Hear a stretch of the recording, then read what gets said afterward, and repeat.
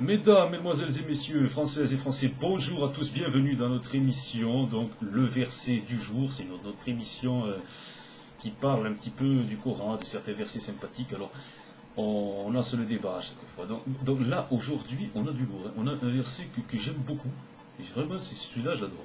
Donc, Sourate 3, verset 7. Sourate 3, verset 7. Je vous le lis, il est un peu long, il est pas mal. Donc, c'est lui qui a fait descendre sur toi le livre. Il s'y trouve des versets sans équivoque, qui sont à la base du livre, et d'autres versets qui peuvent prêter à interprétations diverses. Les gens donc qui ont au cœur une inclinaison vers l'égarement mettent l'accent sur les versets à l'équivoque, cherchant la dissension en essayant de leur trouver une interprétation. Alors que nul n'en connaît l'interprétation, à part Allah.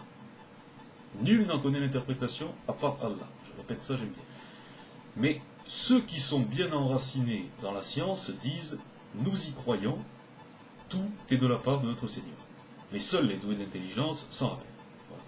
Donc, ici c'est dit, hein, certains versets peuvent être interprétés car ils sont sans équivoque, d'autres non. Certains versets ne peuvent pas être interprétés. Le problème, c'est qu'il n'y a pas une petite croix devant les versets qui peuvent ou ne peuvent pas être interprétés. On ne sait pas lesquels sont avec équivoque et lesquels sont sans équivoque.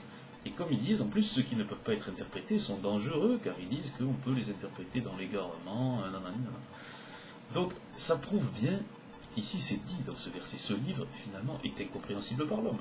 Il n'y a qu'une partie du livre qu'on a le droit de comprendre, mais on ne sait pas laquelle. Donc le livre est incompréhensible par l'homme, il n'est compréhensible que par Allah. Donc, comment on fait quoi?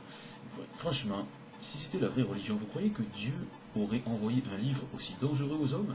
Un livre qui peut prêter à la confusion, qui peut inciter à la haine, si on l'interprète mal? J'ai quand même des doutes, je pense qu'il aurait fait un truc... C'est Dieu, quoi, c'est pas un mec qui a fait des gribouillis, logiquement. Bon, ben voilà, je vous laisse là-dessus et merci d'avoir suivi notre émission et à très bientôt parce qu'on en a d'autres qui arrivent.